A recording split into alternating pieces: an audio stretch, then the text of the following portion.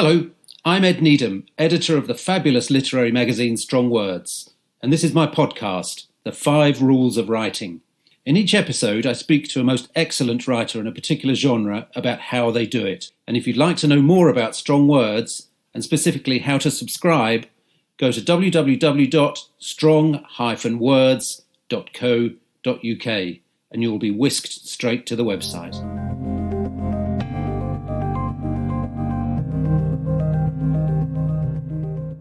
Now, this is a podcast where I talk to writers about the 5 things they know to be true in writing, whatever it is that they write for a living.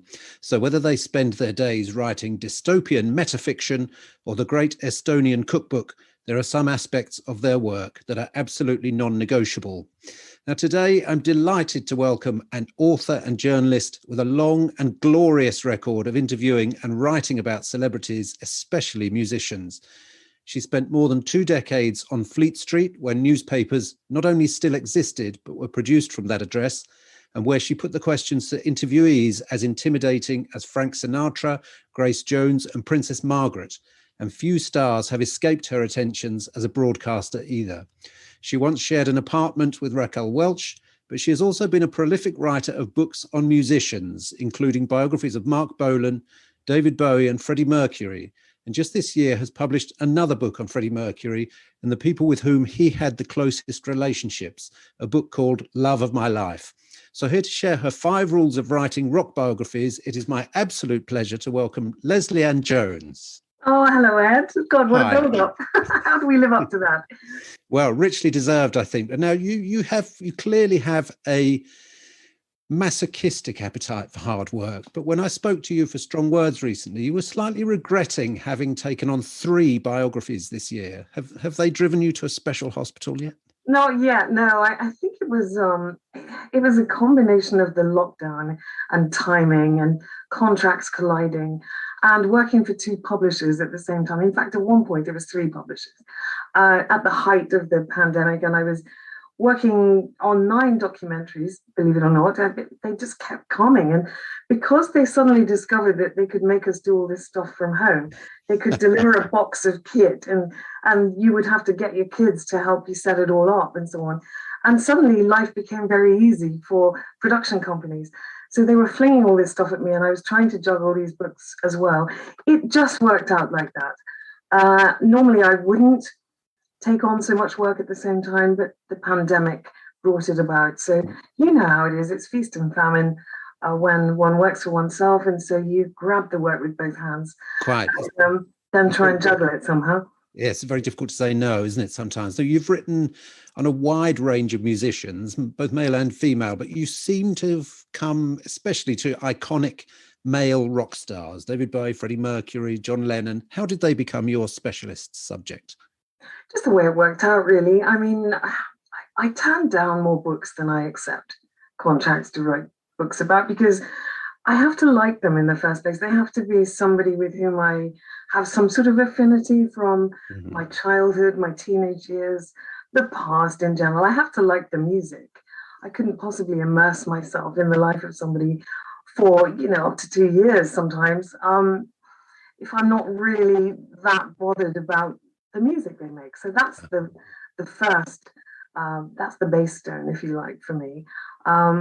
Sometimes the books are my ideas. Sometimes a publisher will approach me and ask me to write about somebody. But the same rule applies always. Am I in love with this person? It all does actually boil back down to the music. Right. And my thing about immersing myself in that and almost drowning myself in it to the point that I can't not write about this person. That's where I begin. There has to be passion for me. People might not associate passion with journalism, but that has grown over the years. And of course, what I do now is it's a variation on journalism, really. All the tricks of the trade that I learned as a newspaper journalist, I apply those in my work as an author. Okay. It's just a greatly extended process. Right. Well, that brings us kind of on quite nicely onto your rules. So your first rule, you say, I bet everyone says this, there are no rules. Do not follow a formula. Find your own. I mean, why is this so important to kind of try and ignore what's gone before? I think it's important in any field of writing, any genre, actually.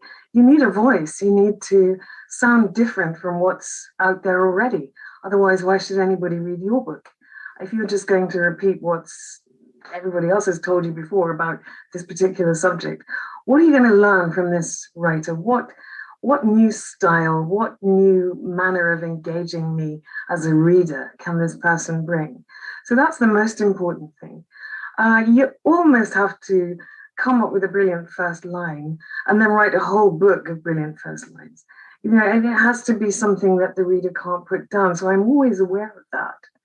Not that I'm necessarily striving for salacious information or shock horror factor or Sun headlines. It's not that I'm delving deep to find that kind of thing, but I'm trying to find a new way of presenting this old person, if you like. They generally are old. They're icons, they're vintage, they've lived long lives. Mark Bolan obviously didn't live a long life. He was only 29 when he died, but he lived a life of 5 old men. You know, he was pretty old when he died for 29, and he lived that life. So there has to be some kernel of interest, some spark, and it has to have a new way of telling the story. Right. Everybody's been written about, haven't they? But well, I was going to say, I mean, that's the problem, isn't it? With some of these people, these are, you know, you have chosen some of the absolute, you know, the biggest stars on the planet who have been kind of looked at from every angle imaginable. How do you sort of approach, you know, how do you find something new in all of this? It's very simple for me. I'm a female music writer. There aren't many of me. Most of the books about major rock stars have been written by male music writers. And I get the sense from having read hundreds of these books that mostly those writers would have liked to have been that person. They would have loved to be a rock star themselves. So they're writing from that point of view. And you never really get the female angle, if you like. So say, for example, with my book on John Lennon, I studied him through the women who were significant in his life and found other dimensions of him that hadn't been brought to the fore before. We knew about Auntie Mimi, we knew about Cynthia, his first wife, we know a lot about Yoko Ono, but we'd never really looked at John through their eyes. We'd looked at them through John's eyes. So I flipped it around and I wanted to go in the other direction. Mm-hmm.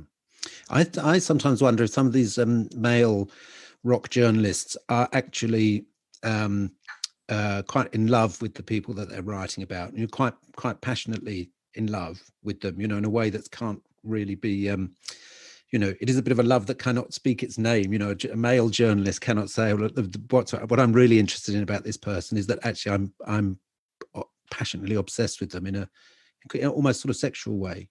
Do you find that's can be? Some of those love affairs began when those writers were very young themselves. Mm-hmm. You know, it wasn't just female fans who had posters of their idols on their bedroom walls. The boys did it too. I was in enough boys' bedrooms, including my brothers, to see that was the case. And I think that those guys sometimes don't grow out of those obsessions, those passions. And of course, they can't, as you rightly say, they can't state it openly because they have to stand right back from it and study their idol from a dispassionate point of view. But it's there between the lines. You can sometimes hear that screaming, can't you, loudly and clearly. You also mentioned, you know, when we were sort of swapping some notes about this conversation, you said you became so immersed in David Bowie that you became haunted by him. How did that work? I met David when I was a really young child the first time. A friend of mine at school, Lisa Money, her mother was a photographer on a local paper. And my mum and dad used to go to a lot of football events, weekends, and I was sometimes left with Lisa's family. And her mother took us along to an arts lab event in which I had no idea at the time because I was very small. What is an arts lab event? Don't care, but I was taken along to this event. And David Bowie was in the back room of the 3 Tons pub on Beckenham High Street, which I drive past all the time because I go that route to visit my mother. And there's a red plaque on the wall commemorating David having played at the 3 Tons and so on. But there we were in this back room. And Mark Bolan was also there. I didn't know at the time, but he was there standing to one side, listening to David just strumming an acoustic guitar and playing a bit and talking to the audience. So I was exposed to David at a really young age. Then when I was at school, I was at Bromley Grammar, and he broke through. Space Oddity became a hit because it was chosen by the BBC to be the soundtrack of their coverage of the moon landings in July 1969. And finally, after 10 years of not being able to give it away in every kind of genre, he was an overnight sensation. And he was ours because he was local. There's nothing like a local hero. So we used to go after school to Bromley Market Square, the very Bromley Market Square that he wrote about famously, jump on the 227 bus, go down to Beacon and walk up Southend Road to Haddon Hall, where he lived, and knock on the door and sort of doorstep him, really. You know, I was in training to be a journalist even at that young age. And usually Angie, who was by then his wife, would answer the door and she'd kind of sigh and go, oh, God, you lot again. And, you know, people were on that doorstep who grew up to be Boy George and Billy Idol and Susie Sue. There was a real sort of sense of something was changing. Mm-hmm. But we were really too young to understand. But we knew that this was where our local hero lived.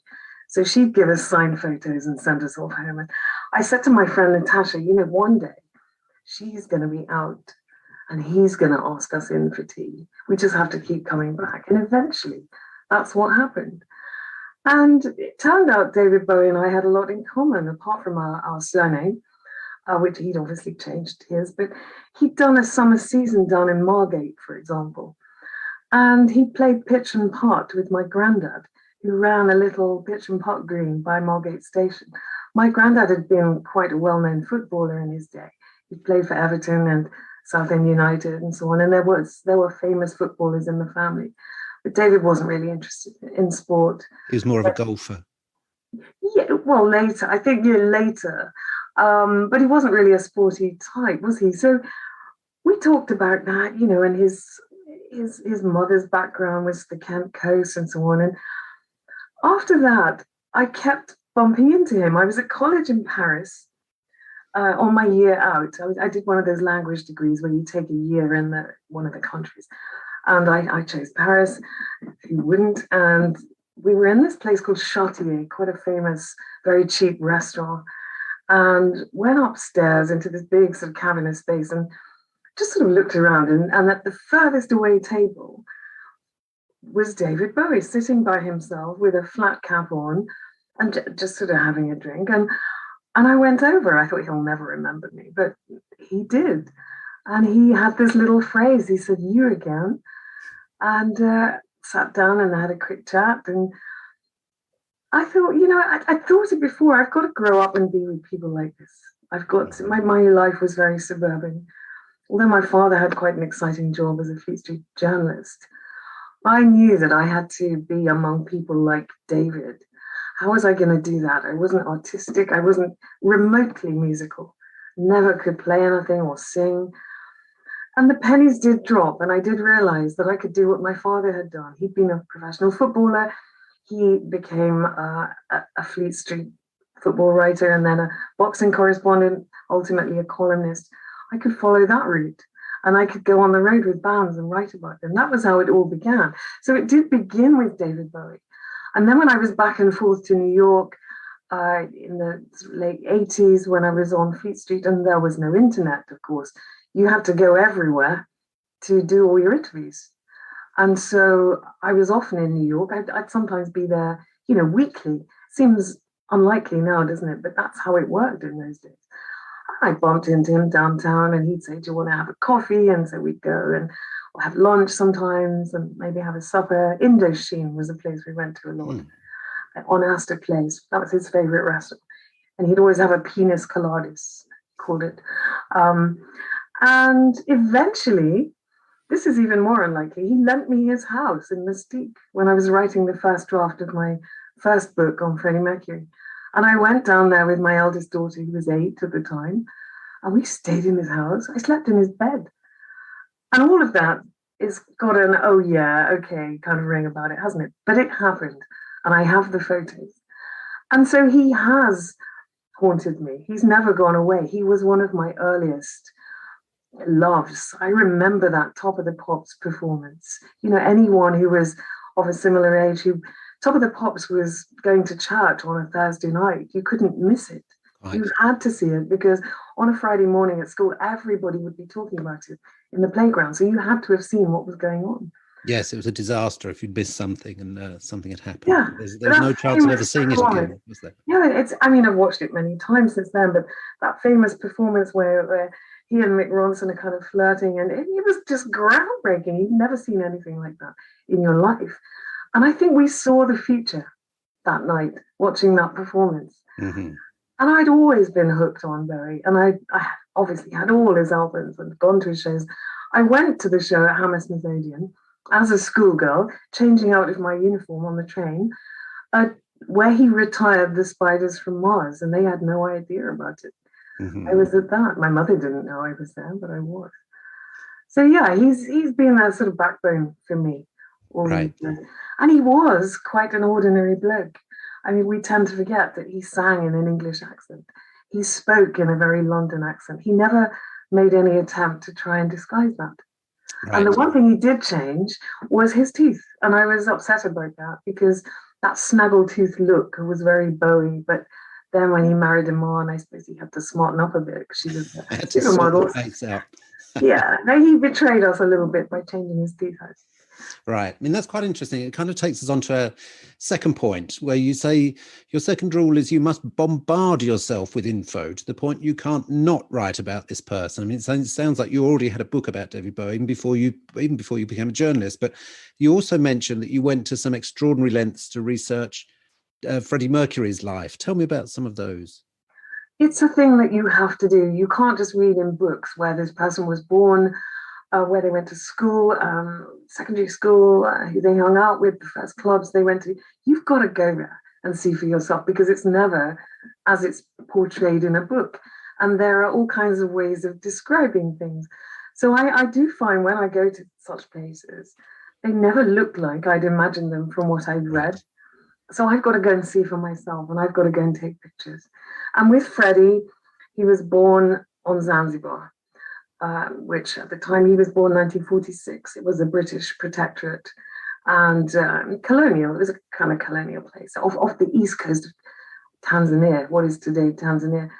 And he also went to school in India, in a hill station called Panchkani. What choice did I have but to go and see find where he was born and go to his school?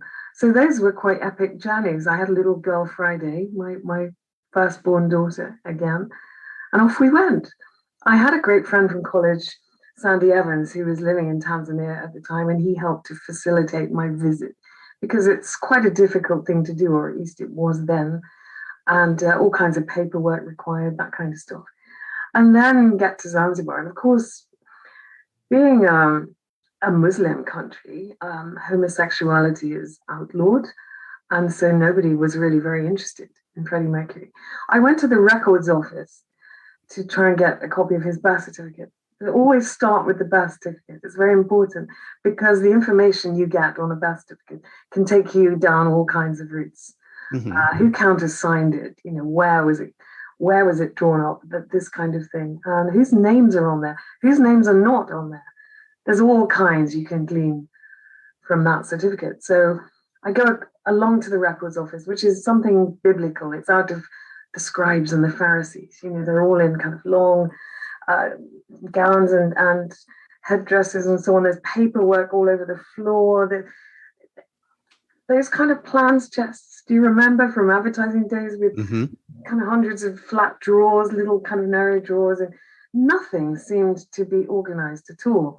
It was like casting the money changers out of the temple in the time of Jesus. It was right back in time. And I made a request at the desk when I went in, and they logged my request. And after about an hour, I was shown into an office to have a meeting with this gentleman who said, "So you've come for a copy of Freddie Mercury's birth certificate?" And I said, "Yes, please." And he said, "We don't have it. We did have it, but it's gone. It was stolen. Somebody came in here to ask to see it years ago, and it disappeared."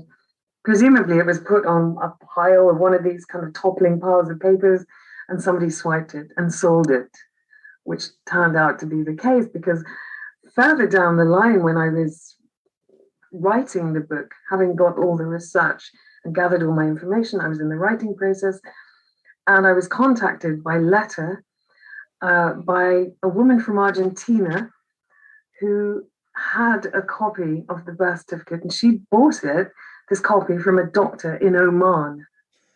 And she was coming to London, and she didn't want any money for it, but she offered to bring it to me. And it was indeed the birth certificate, and nobody had seen it before.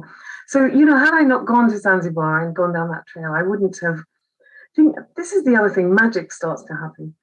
Right. I can never explain this, but once you commit yourself to a project like this, and of course it's enormous and it takes a hell of a long time, but little things start to happen that you hadn't expected, such as being contacted out of the blue by a stranger from Argentina who wants to give you a copy of the birth certificate. Things like that always happen when I'm researching and writing a book.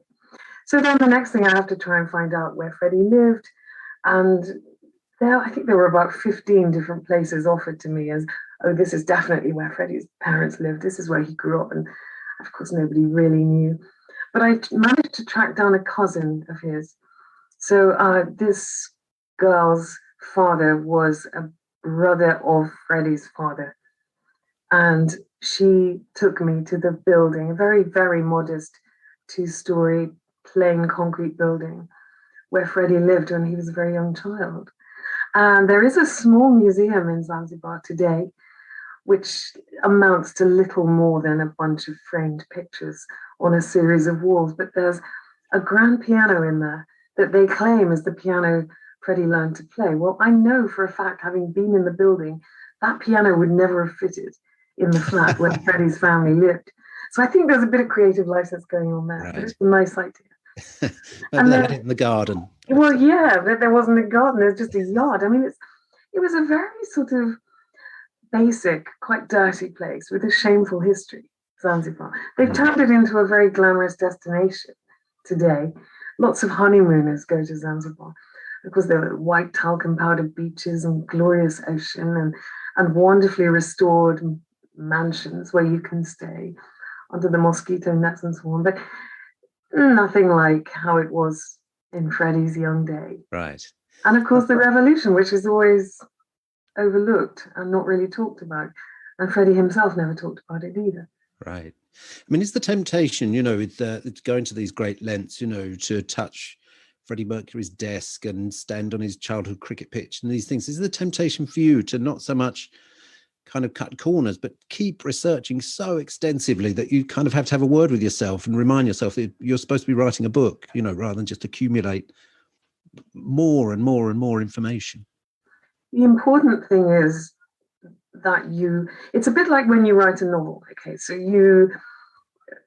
we are told the best way to get a handle on your character is to know everything about them. So you write their life story, their biography. You know what's their favorite color, what they like to eat for breakfast, what car they drive. If they had a pony, what would it be called? All that kind of stuff. You don't bring anything of that into the story. And it's much the same with researching a book about a person who actually lived. You've got to know all that stuff. Mm-hmm. You don't necessarily write it. But for me, I find the best way to get under their skin and to piece together who they were as a child, which is enormously important to the adult and the rock star that they became.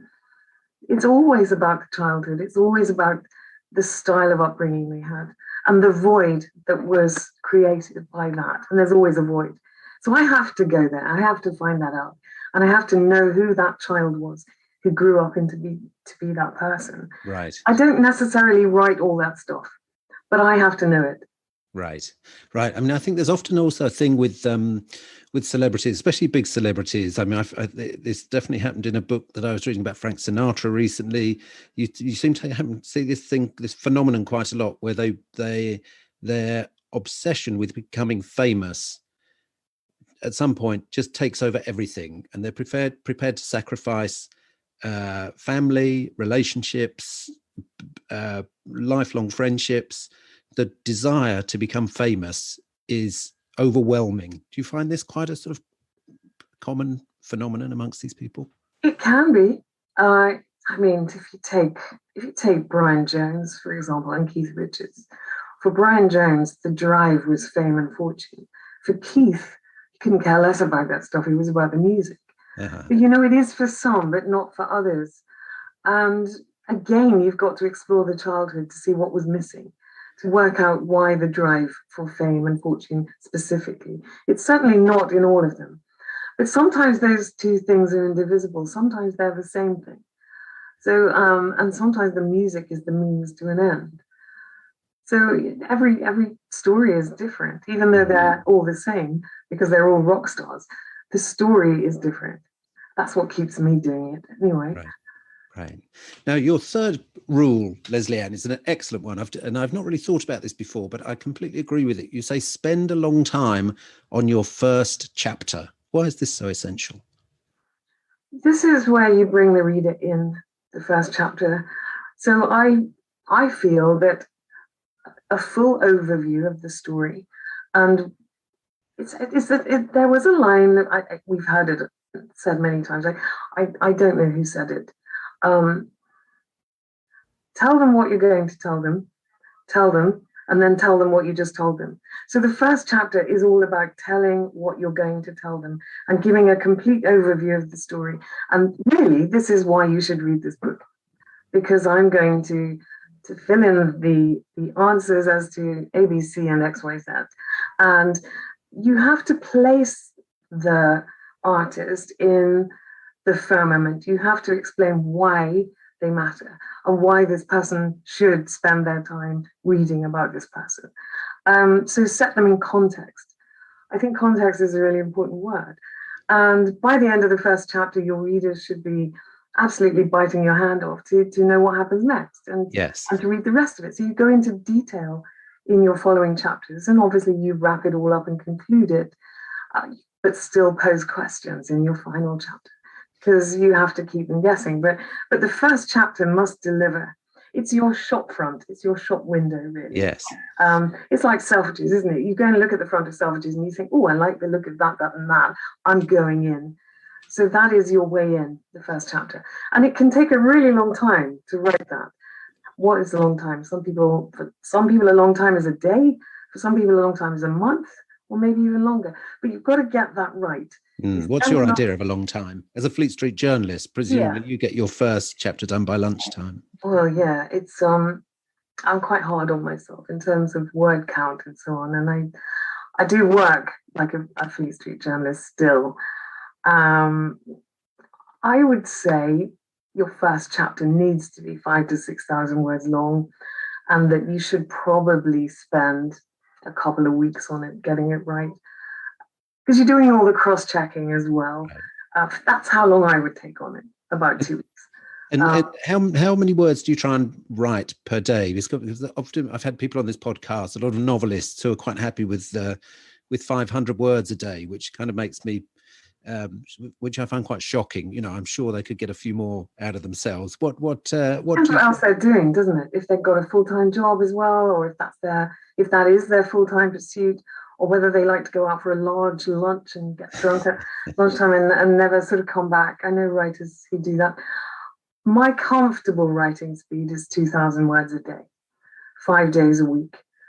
I take Saturdays off and I see my mum on Sundays. Mm-hmm. It's I find that head down approach and not missing a single day. Because if I miss a day, I find it a real struggle to get back into it the next day.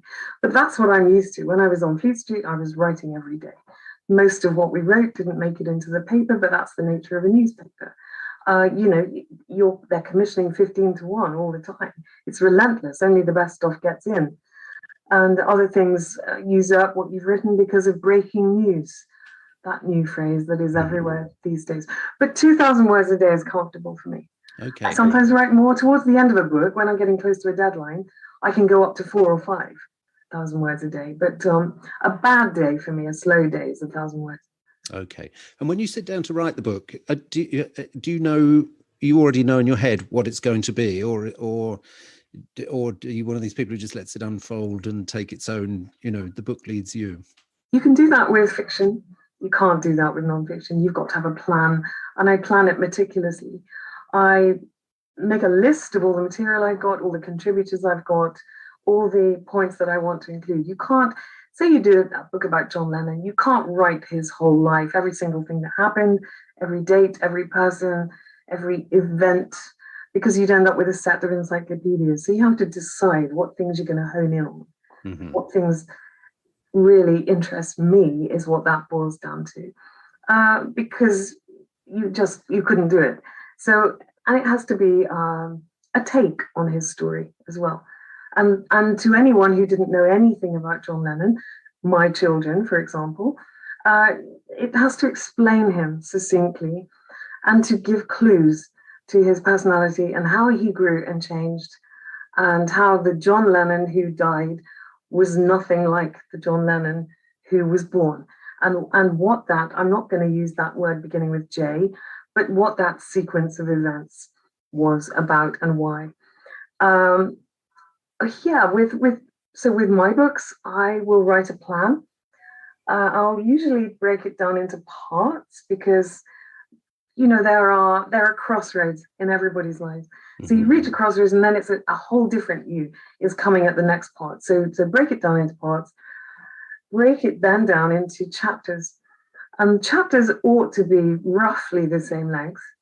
You've got a little bit of room to play with, but for the sake of symmetry, they need to be roughly the same length. And then decide how many chapters, what's going into what chapter, write all that down, plan goes on the wall, and every day when I come to work, to my desk, I know exactly what I'm writing. Right. And I know where my source material is. And all the interviews have been transcribed, all that information is on my computer, and I can draw that down and put it in the right place and so on. But yeah, the shape of it, it's really important to me to have the shape of it before I start. Okay. Now, rule 4, I think this is a good one as well. You say, be fearless about the bringing of something new. You're going to upset some people, or in the case of Queen fans, many people, with what you expose. So what sort of new things have so upset Queen fans? Everything upsets Queen fans. I get a huge amount of abuse from these people. Mostly they haven't read the book. I had an email from somebody down in New Zealand the other day, and she said, first of all, I want to tell you that I'm not going to waste $1 on your book, and please leave us alone and stop writing about Freddie Mercury. We don't care what you say. And Brian May says you didn't know Freddie Mercury very well anyway. So I think, well, I don't reply to these things because why? But the answer to that is, we've just wiped out a whole genre here, haven't we, if we think that? The writers of historical biographies. So every biographer of William Shakespeare, Charles Dickens, Jesus Christ, they never met their subjects. Mm-hmm. They pieced together their lives from the fragments they left behind. And then they talk to people who did know them intimately. And they create their story. I did know Freddie. I did meet him several times. I did go to gigs given by the band in different parts of the world. I did interview him. I did spend time with him. So it's not true to say that I didn't know him at all, but I didn't know him intimately. I wasn't one of his friends. That doesn't rule me out from writing a biography about him, because that's my job. And anybody can write anything about anybody as long as it's true.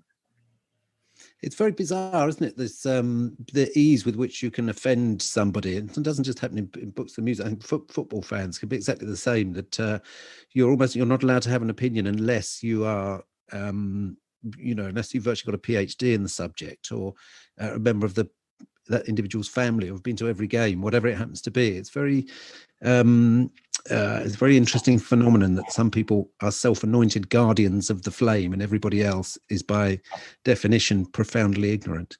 It's so true. Why does it make a difference?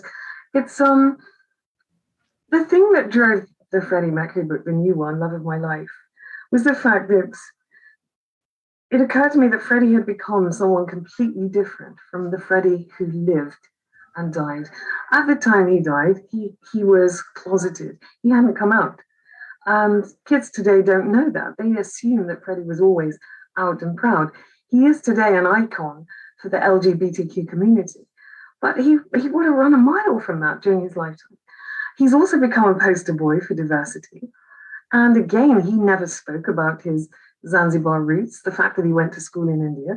As far as Freddie was concerned, he washed up in London at the age of 18 and he became British and white. He'd have to rethink that today if he were alive. But the fact that I even express that offends the fans, because as far as they're concerned, Freddie is a god. He walks on water, and we can't say anything about the mortal individual who lived without incurring their wrath. I think if they read the book, they'd probably take it back, because they realize that I'm not chipping away at Freddie. I loved Freddie, I still do. I think he was a sensational performer, songwriter, and an extremely unusual and worthwhile individual. And I have celebrated him. I celebrate all these artists in my books. I don't set up to knock them down. Right. Now, this challenge of bringing something new, I mean, as an interviewer, how have you gone about extracting that? I mean, because obviously people have been interviewed a lot, or they tend to get a bit weary of answering the same old questions, and they kind of go onto autopilot a little bit. But also, some of these people you've interviewed as a journalist are genuinely intimidating. I mean, to go into a room with, people like Frank Sinatra or Princess Margaret or Grace Jones, how do you get something new out of people as terrifying as that? They're usually not set up interviews. This is usually me being a chancer. Okay. A classic hack. So I find myself in a situation where I'm in the same room as Frank Sinatra, which is what happened. It was an awards ceremony, and I was just there, part of the throng, and I was sent actually by my editor at You Magazine, the Mail on Sunday, and he said, Frank Sinatra's 75th birthday is coming up, go and get an interview. Nick, it's not going to happen. He doesn't give interviews. Yes, well, just go there and get yourself into... Shout something at him. And shout something at him. And we always had a rule on newspapers. If you've got 3 answers, you've got a double-page spread. So all you got to do is belt out 3 questions. Whatever they say doesn't really matter, because then you've got color. Then you can write around it. You can write about their expressions and the mood they were in, what they were wearing, how they treated other people. All of those things is all observation. Much more, whenever you read a feature of that kind, there's very little Q&A in that. It's mostly color. So that I became quite good at that, because I was put to the test many times. But in a situation like, I don't know, say, this wasn't me, but somebody interviewed Keith Richards, and he said that when his father died, he put the ashes into a spliff and he smoked his dad, which of course caused utter furore and outrage. People could not believe this when they read this in the papers. So, of course, later on, he took it back. And then many years later, he said, I was only joking. And then many years later, he said, yeah, actually, I did. It was only a bit. But I just thought it was kind of a nice way to commemorate my death. See, with some of these people, you never quite know whether they're telling the truth. And actually, the truth becomes irrelevant. Because why let it get in the way of a good story? Exactly. But I feel, for the sake of accuracy, that one needs to give both sides of the story, and also question a little bit. If something that outrageous is said, approach it tongue in cheek, speculate, say, well, he might have been joking. We probably will find out later down the line, but never take it at face value, because we're old enough and wise enough to understand that people play games with journalists. Yes. They get, as you said earlier, they get bored. They've done this 100 million times. They really don't want to give interviews. None of them does. So they will play with you and see what they can get away with. Yes, and it sort of kind of takes us quite interesting. So your last rule, where you say, be slavish to fact, but a flibbertigibbet about interpretation. So it's like you say, it's all about the presentation of this fragment of information. If you're going to put facts in, you've got to make sure that they're correct. So if you quote a date, go to every length possible to cross-check and cross-check that is the correct date. There's nothing worse than getting that wrong. So if you're going to put that kind of fact into the story, just make sure you've got it right. Have corroborating evidence. Evidence is really important. Mark Lewison, the great Beatles historian, won't write anything for which there isn't evidence. He won't speculate. it's all facts with Mark. So I'm less driven by facts, but if I inject them, they have to be right. Mm-hmm. And you also mentioned when we were sort of again exchanging notes about this, you say you don't have to love your subject by the end, but you do have to understand them. I mean, are there many subjects that you've really gone off them, but after spending many months in there, researching them? It's usually the other way around. I didn't like John Lennon very much when I started, but I loved the music, obviously. Mm-hmm. So although I said earlier that you have to love this person before you spend 2 years with them, in the case of John, it was the music I was obsessed with, not necessarily the character. I hadn't met John. I never met him because he'd gone off to live in New York with Yoko when I was still at school. So I didn't have that opportunity. I met all the other Beatles later down the line. But no, with John, once I realized what a sad, dysfunctional childhood he had and how difficult life had been for him at the beginning and how he'd overcome and against the odds had triumphed and was still so complicated and was able to express his complications in a way that could be useful universally. Because that is what songs do at the end of the day. They lift us out of ourselves and they help us to live, which makes them massively important. It makes them fundamentally important to our lives. Mm-hmm. And I loved John by the end of that because of that. And it just made me so sad and so angry that he died the way he did and when he did. Because there was so much more of him to come. I'm sure that the best was yet to come with John. Okay. And we were deprived of that. And that's terrible. No, you're an absolute demon in your output is phenomenal. Your work rate is extraordinary. But what would if you could choose, what would your dream literary project be? Oh, goodness. Well, I've always said Her Majesty the Queen. She's never written a memoir. There are lots of books about the Queen, but she hasn't written them. If I were given the opportunity to interview her, imagine the life. That all the inner life is what I mean. We know about her public life and we know about her family. It's everywhere. It's well documented. But how did she feel? That's the question I always want to ask. When she was driving trucks during the war and when her father died and she had to come back from her trip to Africa to be queen and her coronation and the birth of her children and a relationship with her husband and all the things that have gone on in the Commonwealth and around the world over all the years. What did she really think and feel about these things? We don't know that. She's never told us.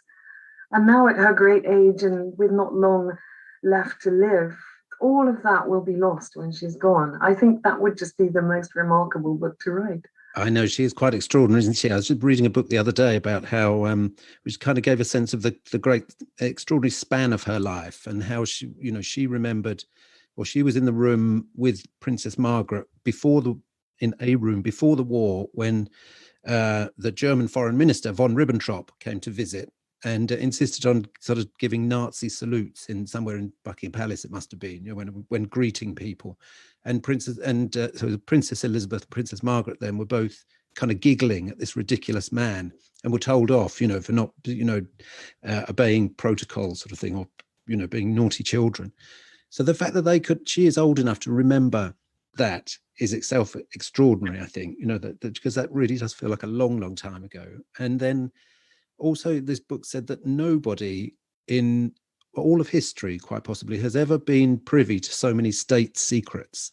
So just the things that she knows, the things that go on in the world that we don't get to hear about, that she has been, privy to, and often had to sort of share an opinion on, or declare her sort of, where she stands on such things. It's just that, if somebody ever sits down to write that biography of the Queen, that is, I don't know how many volumes that is going to require. Oh, that's a set of encyclopedias, isn't it? But yeah, her feelings are what it all boils down to, really. How do we feel? Very few people know, any of us individuals. We don't share ourselves deeply with very many others in our lives, do we? No. But all of those secrets inside the Queen, they will all go to her grave. And I think that's a great shame. independently has upheld the monarchy. I don't think the monarchy would still exist but for her. I don't believe that Prince George will ever become king. I don't think that Prince Charles has it in him to do what his mother has done. And I think if William ever makes it to the throne, that'll be a surprise because nobody has her gravitas. And the monarchy has become irrelevant.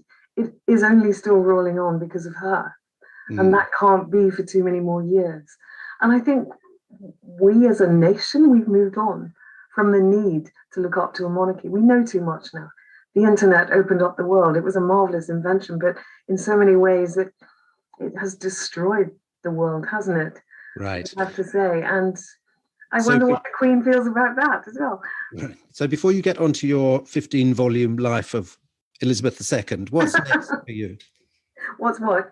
What's next? Okay, well, here we go. Everyone will say, oh, she's jumping on the bandwagon because Charlie Watts died. Actually, not true.